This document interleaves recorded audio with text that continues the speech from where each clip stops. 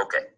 Now, there's a Bible story that teaches the law of averages. It's an interesting story called the parable of the sower. The parable of the sower, the story of the sower.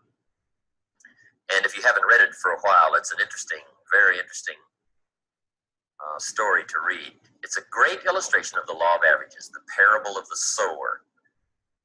The sower in the ancient days was the guy that planted the crops. They called him the sower, right? They got the ground ready. I don't know just how they all got it all ready, right? But they got the ground ready. And this guy called the sower was the planter of the crops. And he would take a bag of seed, walk across the field, and he would, right, sow the seed and plant the crops. They called him the sower.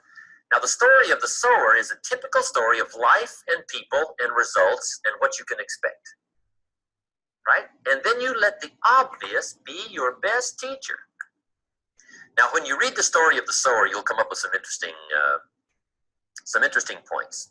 First, the sower was a wise man. And when you read the whole story, you'll come to the conclusion the sower was a wise man, which is a high advantage. Right? You don't want to send a dummy out to plant.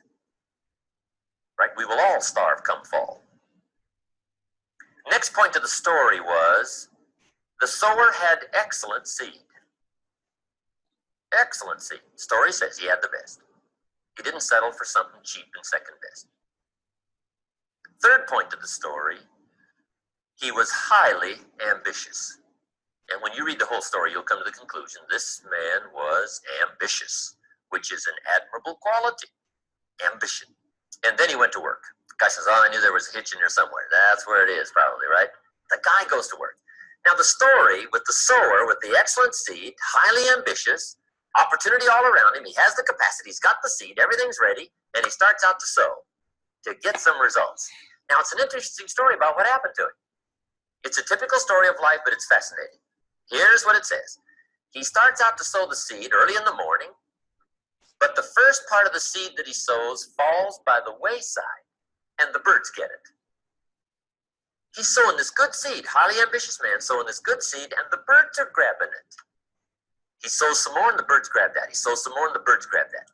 Now, remember, this is a typical story of life and people. Now, is that fairly typical?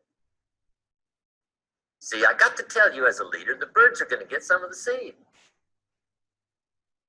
You get a hold of John. Let's say you're in real estate, right? Somebody here's in real estate. You get a hold of John. John says, hey, I'm looking for a change. I need a new occupation change. And I've heard about real estate. You say, John, come on over Friday night. We're going to have this orientation class. And we'll show you how to do it. Might be the new life for you. Earn the money you want to earn. Get your life turned around. Who knows what'll happen? John says, sounds great to me. I'll be there on Friday night. Learn all about it. I'll probably be one of your best salesmen. Say, okay, see you Friday night. Now, come Friday night, 7:30, it's supposed to start. John's not there. Say, well, maybe the traffic's a little heavy. So we wait till 7:45. About 8 o'clock, we come to the conclusion. But he's not going to show. Question. What's happened since this unique conversation that you had with John, and you dropped on him this great idea? You've got the explanation, helped change his life. He said he would agree to be there, and he's not there. What's probably happened between then and Friday night? The birds done got the boy. Got him. And who knows who the heck it might be, right? Maybe it's his brother-in-law, right? It says real estate. You're not going to mix up in that, are you? Talked him out of it. Or his plumber. Says, let me tell you about real estate. His plumber. Now, if you get the message back as to what happened, see, here's where you might get off track. There's a couple of things you can do when the birds are grabbing the seed. One is you can chase birds. See those dirty birds, and away you go after the birds. You say, wait till I get a hold of his brother-in-law. I'll straighten him out. Tear him a new page. What does he know about real estate? His plumber. Now, see, you're off trying to straighten things out, rather than accepting it as it is. The best study of life is how it is, not how you wish it to be, not how you wish to rearrange it, how to take advantage of how it is. Some people would rather get even than to get ahead. They get off course. See, if you're off chasing birds, you have left the field.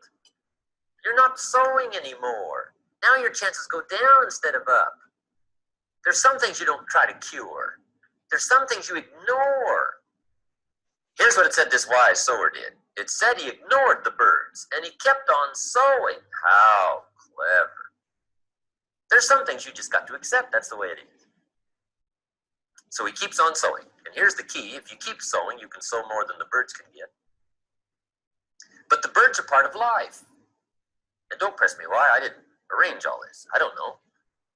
It's just the way it is. So he keeps on sowing. Now the story says this sower keeps on sowing. Now the seed falls on shallow ground, rocky ground where the soil is shallow.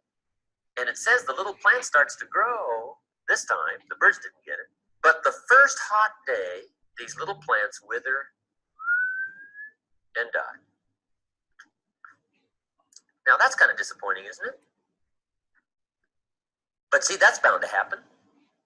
This time you recruit John. John says, I'll be one of your best. He doesn't show up at the third meeting. You say, where's John? Say, I don't know. Somebody said, boo. And he...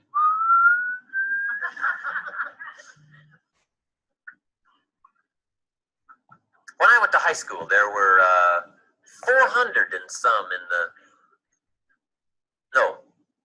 Yes, there were 400 and some in the freshman class. And 150 in the graduating class. Is that unusual? See, there's always more freshmen than seniors. What's that called? The law of averages. Life takes its inevitable toll. Everybody should stay and finish, right? Maybe they should, but they don't. And you've got to learn to take that into stride. See, otherwise you'll be bent out of shape, you'll be tipped over, you'll be frustrated, you will misread life, and you won't know what's happening. You've just got to understand, sometimes the seed falls on shallow ground. And it didn't say what to do about the shallow ground. It just said that's the way it is. And we have a tendency to say, I thought sure John had lasted a month. But sure enough, it's happened. Now you're going to be disappointed. Let me put this in here. When this doesn't work out, just as you've planned, you're going to be disappointed. But here's what you must learn to do as a leader. Learn to discipline your disappointment. That's very important. Because sometimes it's easy to say, well, Pete, he's quit. John, he's quit. I guess I'll quit. And you just follow instead of lead. You're going to be disappointed, so be disappointed, but don't let it kill you. And don't let it stack up. Just understand, that's the way it is. I wish you would have stayed. But I wish him the best, wherever he's going. He didn't last, but so what? That's life. Now then, here's what it said the wise sower did. He kept on sowing. How clever. Now it says the seed falls on thorny ground. And the little plant starts to grow, but then the thorns choke it to death. Now, is that fairly typical? See, the thorns are going to get something. The little Bible story called the thorns the cares of life. Little cares, little duties that cheat people out of big opportunities. And it happens every day. And I don't know what to do about it. I called John up and I said, John, where were you last night? We had a meeting. John says, well, I can't make every meeting. I say, why not? John says, well, I got a lot of other things I got to do. I say, what are they? You won't believe the list John gave me for last night. The backyard fence was sagging and the dogs are about to get out. You just can't let your dogs run loose. The screen door had come off the hinges. You just can't let things fall apart. You got to take time and keep things fixed up. Some extra trash had piled up in the garage. You just can't let mounds of trash take over. You got to take time and haul out this stuff. On the phone, I can hear the thorns getting.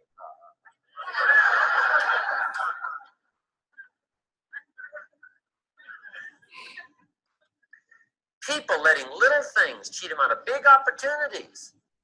Some people have the incredible ability to major in minor things. I drive through this little community. John's out there mowing his lawn, cussing the weeds, his face is red, and he's about to explode. I stop and I get out of the car. I say, John, what are you doing? He says, what does it look like I'm doing? I'm mowing this lousy lawn. I say, John, there's all kinds of little neighborhood boys around here. Mow your lawn. He says, well, they want $5. I'll mow it myself. I'll mow it myself.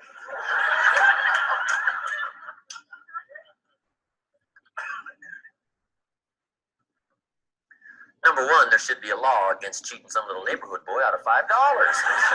That should be a law. But see, the biggest cheat is letting little things cheat you out of major opportunities, called the thorns, the cares. But now what do you do about that? Well, see, I used to give classes on how not to let the thorns see, but that won't work. I mean, those classes won't help. Here's what it said, this wise man. He kept on sowing. How clever. He understood the law of averages. Keep sowing. Good people are not trained, they're found. You don't need much training, right, with good people. Find good people. Now, it says, finally, the seed falls on good ground. That's what it says, good. Somebody says, how do you find the good ground?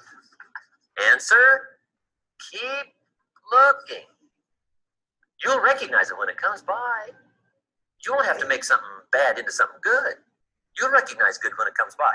Now, even the good ground, the story says, part of the good ground produced 30%, part of it produced 60%, and part of it produced 100%. Even the good ground. What's that called? The law of averages. The ratios. Where do they work? Everywhere. Who for? Everybody. Now, what you must do is understand the ratios as a leader so that you learn how to work with them and not against them. Now, see, I used to give classes here on how to do 100%, but see, that won't help. It's called frustration for the leader. Right? In the evening seminar, I say, right, the key to management is don't send your ducks to Eagle School, right? And this is part of it here, right? It's learning where, what to do, and how to find the right people. What to do and how to find the right people. See, that's major. So, you let people who want to produce 30. They make a contribution to the whole, and the 60 and the 100. Now, here's the key question. How do you find the 100%ers? Answer. You got to go through the birds. You got to go through the hot weather, getting some. You got to go through the shallow, rocky soil. You got to talk to the 30 people, the 60 people, to find you the hundreds. Here's what we say. If you want a lot of seniors, you must load the freshman class. Okay, that's how you find seniors. You just load the freshman class. And there's a lot of things, you just watch the process. You don't try to change the process. You just share the story and watch what happens. Share the opportunity and watch. And you pick by watching what happens. You don't force, you don't make, and you don't change. You watch. So it's called act and share and watch and pick. Okay? Act and share and watch and pick. And what's smart is to pick 100%ers that become 100%ers. Right? You look like a hero. And you don't try to make 100%ers out of people who are not going to do very much. And see, that's not on them. Now, some people in one enterprise are going to do much better, in one enterprise than they are in another. But whatever enterprise you've got going, or whatever you're working with in the way of people, just understand the law of averages, and here's the key. Don't try to change it. Learn to work with it. Okay, is that helpful? The law of averages. I'm telling you, it'll save you a lot of heartache. It'll save you a lot of mistakes and a lot of errors and a lot of wondering and a lot of pondering, sleepless nights, agony. I mean, it just cures a whole lot of things once you understand the law of averages.